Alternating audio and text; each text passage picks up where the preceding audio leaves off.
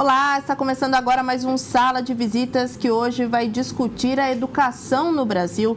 O que poderia melhorar? Quais foram os avanços nos últimos anos? Como estamos em relação aos outros países? Vamos tentar responder essas e outras questões sobre esse assunto. E para isso, nosso convidado de hoje é o vereador Toninho Vespoli, do PSOL. Vereador, muito obrigada pela sua presença. É uma satisfação estar aqui, né?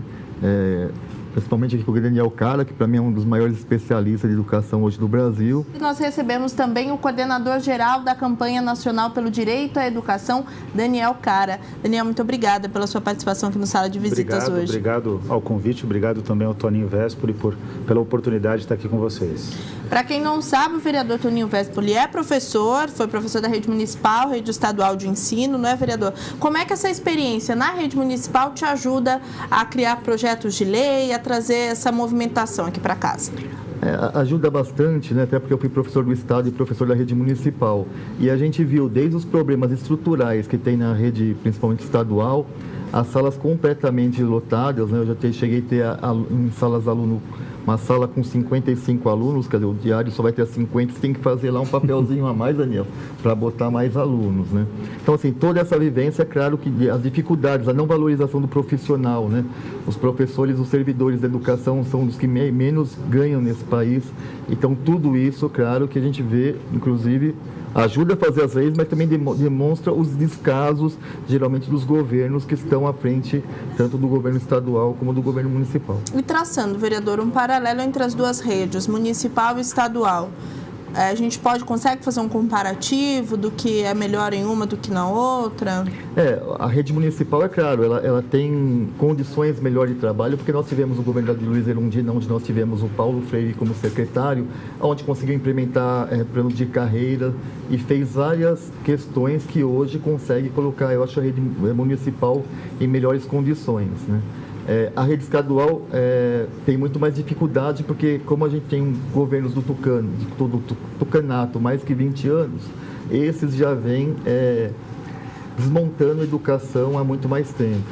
Então eu vejo a rede estadual com muito mais precariedade do que a rede municipal. Daniel, você é coordenador da campanha do Direito Nacional à Educação, né? Quais são as principais demandas recebidas pela campanha?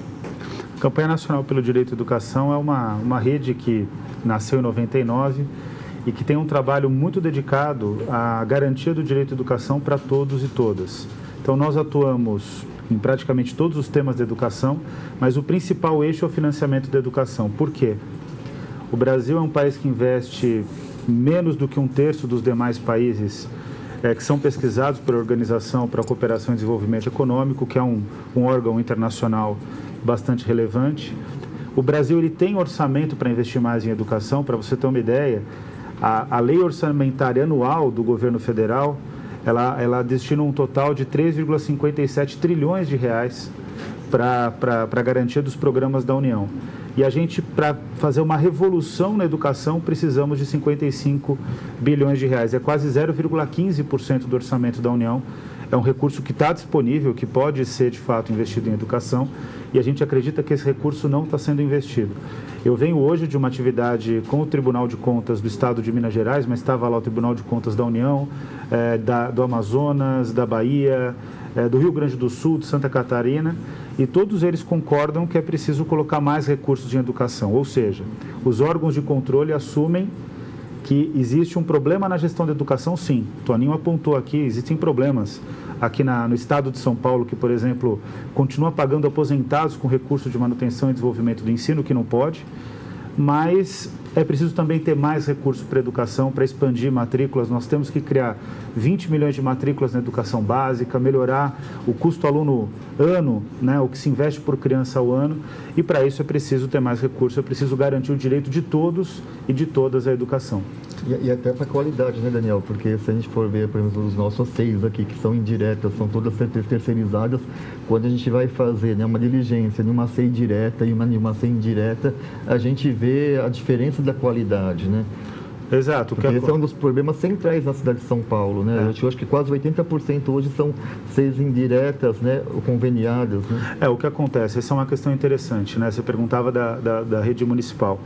A partir da gestão Paulo Freire, nós tivemos uma enorme expansão de creches públicas, próprias, né, do poder público. O problema é que a demanda é muito grande. A gente tem quase 200 mil crianças que precisam entrar na creche em São Paulo. O Toninho traz um dado que a creche pública paulistana, ela pode ser comparada às melhores do mundo, especialmente as que estão no centro expandido. Só que as conveniadas não. Então é preciso fazer com que a creche pública em São Paulo seja da rede própria, seja da rede municipal, porque essa é que garante qualidade. A questão concreta é, a periferia merece essa creche? Óbvio que merece. É um direito de todos. Todos os paulistanos merecem uma creche de qualidade. Só que elas estão localizadas exclusivamente no centro expandido e a gente tem feito muitos convênios que muitas vezes não são pautados pelo melhor serviço público, pela garantia do direito à educação. Vereador, essa tecla da educação é batida aí ao longo de tantos anos, que a educação é o caminho para toda e qualquer outra diretriz de uma nação, né? Por que é tão difícil reorganizar essa questão orçamentária para esse investimento em educação? Por que é tão difícil? Uma coisa eu acho que é quando as pessoas vão na época da eleição e colocam a educação e a saúde como prioridade. Outra questão é a prática. Quais são as relações, né, que esses governos, quando ganham, né, são os governos, elas estão estabelecidas. Geralmente, a gente sabe como que funciona a campanha eleitoral no Brasil. Algumas campanhas vão ter muito dinheiro, muito tempo de televisão, outras nem tanto. Então, geralmente, essas que vão ter dinheiro e tempo de televisão têm muito mais condição de conversar com o povo e falar da sua proposta para o povo. E, geralmente, essas que ganham. Ou seja, e a gente vê isso pelo menos esses 5 anos aqui, o orçamento tem disputa pela sociedade. E, geralmente, esses governos e o parlamento, que também tem essa relação muito estreita com o poder econômico, que acaba sendo a maioria do parlamento, é que determina para onde o orçamento vai. Então, quem acaba dominando o orçamento, na verdade, são os grupos econômicos da cidade de São Paulo, aqui no nosso caso. E eles não estão preocupados que a população tenha uma educação de qualidade. A preocupação deles são outra. Inclusive, a gente vê agora aqui a Croton, por exemplo, né, que é de uma empresa que é muito forte no ensino privado na universidade, agora compra uma outra empresa, né, Daniel? A Somos. E aí você vê para onde é que vai o pensamento, né, do que a gente quer para a educação. Não é realmente a gente formar a nossa juventude, é simplesmente ter um mercado, ou seja, a educação passa a ser mercadoria. Então, são visões totalmente diferentes e antagônicas do que a gente tem. Mas essas pessoas, infelizmente, estão ganhando cada vez mais campo. Né? Quando a Croton compra a Somos, isso não é pouca coisa, é quase 4 bilhões e tanto de uma transação e que vai virar isso um império. Né? A gente estava até conversando aqui antes, a Croton hoje tem força, eu acho, para colocar um ministro aqui no Brasil, por exemplo, ou colocar um secretário aqui no Estado, depende a força que ele tiver por Estado. Então é isso, o aparato público, o serviço público não está a favor da educação, mas está a favor dessas grandes empresas. Então esse também é um pouco da dificuldade, né? O dinheiro público não vai para a educação pública. E aí, Daniel, pensando nesse sistema aí viciado que nós temos no poder, etc., qual a importância de movimentos como que você coordena, da participação civil aí nessas questões tão importantes como a educação? A questão concreta é que a educação ela precisa ter um projeto efetivo de realização. O Brasil, todo mundo diz que a educação é importante, que a educação é prioridade. Uma vez eu tive com a ministra da Educação da Finlândia, ex-ministra, alguns anos atrás, e eu perguntei para ela por que a Finlândia vai tão bem em termos educacionais, né? E ela se surpreendeu de um brasileiro perguntar isso, Toninho, porque ela falou para mim, me surpreende um brasileiro perguntar, porque aqui o que a gente faz é implementar Paulo Freire e para a educação em tempo integral, Anísio Teixeira. Ou seja, 2 brasileiros. Os 2 maiores educadores. 2 maiores educadores, 2 nordestinos, Paulo Freire pernambucano, Anísio Teixeira baiano, e que tem um trabalho importantíssimo, reconhecido no mundo, que a gente não implementa aqui. Agora o município de São Paulo está avançando na aprovação de uma lei que é proposta pelo Toninho, de tornar o Paulo Freire patrono da educação municipal. Esse é um primeiro passo, ele já é da educação brasileira, agora vai ser da educação municipal. Do Brasil, 2012, a gente espera que em 2019, até 2019, dá para concluir a votação da matéria? Sim, espero que esse ano até 2018, consigamos concluir. Que em 2018 a gente coloque o Paulo Freire patrono da educação paulistana. por que isso é importante? Porque isso tem que se transformar não só numa simbologia, mas na incorporação das ideias dele para a prática educacional. E isso significa basicamente o quê? Significa fazer com que a educação seja prioridade e que a relação dentro das escolas parta de uma relação horizontal entre professor e aluno. Os alunos de fato aprendem, isso a neurociência, a didática tem comprovado, que eles aprendem quando eles são respeitados pelo ambiente escolar e são respeitados pelos professores. É assim que os países mais desenvolvidos em termos educacionais construíram seus sistemas de ensino. E é nesse sentido que a gente defende, né, a campanha defende uma educação que seja uma educação emancipadora, que forme o cidadão e que supere o conteudismo e o tradicionalismo pedagógico, que é o que tem muito espaço dentro do Brasil, a tal ponto que o Brasil é o país que mais reprova e que tem a maior exclusão de estudantes. Inclusive, é relatório do Banco Mundial, não é nem... cerca de 11 milhões de analfabetos. 11 milhões de analfabetos na educação de jovens e adultos, né? Que é o país do Paulo Freire, que é o maior alfabetizador do mundo, né? O que mais construiu um sistema mais consistente de alfabetização de adultos, ou seja, o Brasil ele precisa ter consciência que ele tem feito uma política educacional muito mal. A educação não é prioridade de fato. Uma escola que se pauta pelo fracasso, a política educacional brasileira é o fracasso, é a reprovação e a exclusão dos alunos, como o próprio relatório do Banco Mundial, que não é um relatório que, nas premissas eu concordo, mas eu concordo com a conclusão. Eu tive a oportunidade de hoje debater com o Banco Mundial sobre isso, inclusive, lá no Tribunal de Contas.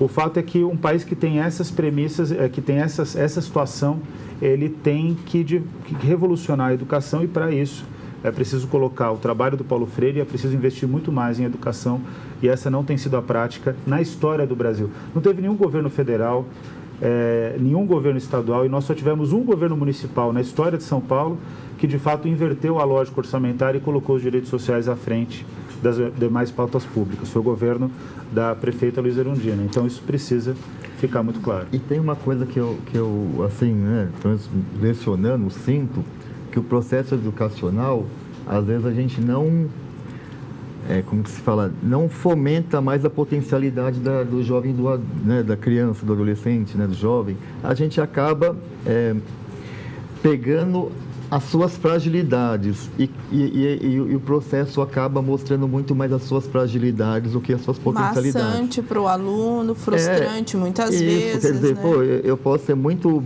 bem de matemática e muito mal de outras disciplinas. E isso não quer dizer que você seja um fracasso na vida, né? Isso, não quer dizer que seja... Então, só que parece assim, quando as pessoas principalmente não vão bem em algumas disciplinas que é olhado na sociedade como as mais importantes ou aquelas que vão dar sucesso para a pessoa, né? Ela vai ser um fracasso na vida.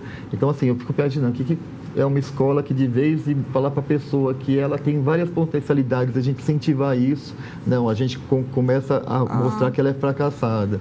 Bom, a gente vai fazer um intervalo rápido, mas o Sala de Visitas volta já já. Fica por aí.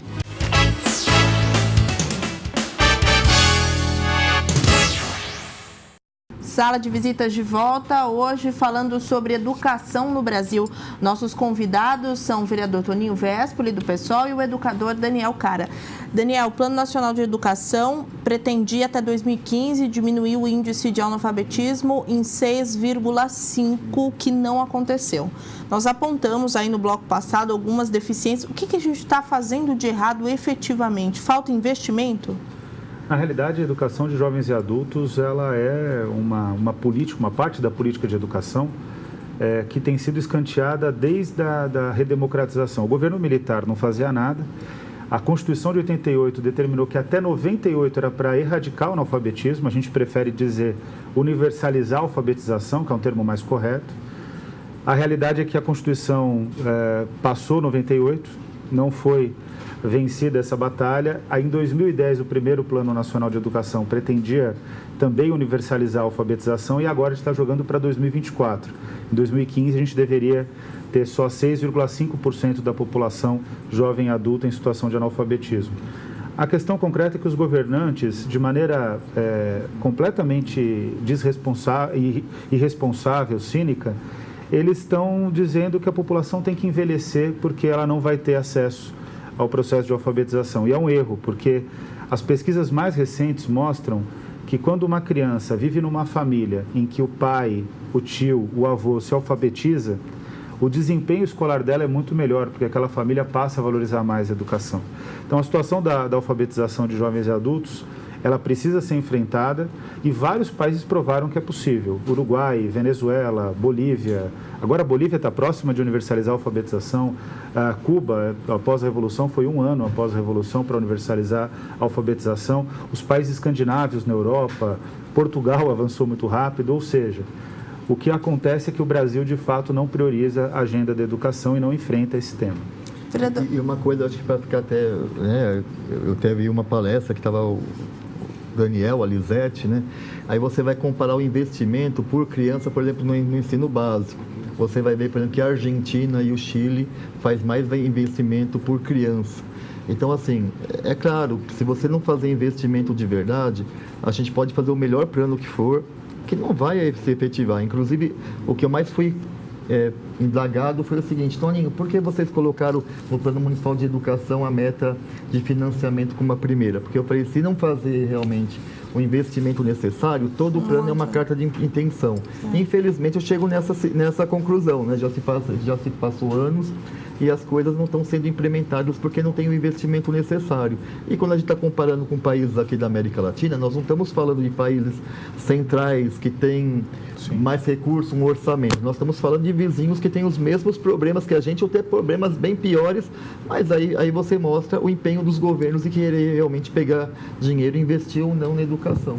Exato. Em 2015, a Câmara Municipal aprovou o Plano Municipal de Educação. Queria que o senhor fizesse uma avaliação do plano e também a quantas anda o tema educação aqui na casa. O senhor acha que está sendo bem abordado através dos projetos, dos trabalhos aqui da Câmara? Como é que o senhor vê isso? Então, o plano, do nosso ponto de vista, ele foi um pouco desmontado, né? Principalmente por conta da discussão de gênero, que vieram vários grupos aqui conservadores e colocaram como se esse fosse o único tema do debate do todo o plano. Para a gente, a questão de gênero é importantíssimo, mas tinha outros elementos que seriam importantes discutir: a questão da qualidade da educação e também a questão do financiamento, a questão da quantidade de números de alunos em sala de aula ou agrupamentos, não é número de crianças por agrupamentos, porque a gente tinha um número bem mais baixo, que era um plano para 10 anos, a gente não estava falando para isso fazer imediatamente, era uma coisa palpável, né, de ser feito. Então, eu acho que nós perdemos muito, inclusive, no debate final, eu acho que o plano já saiu um pouco rebaixado, né, de várias questões.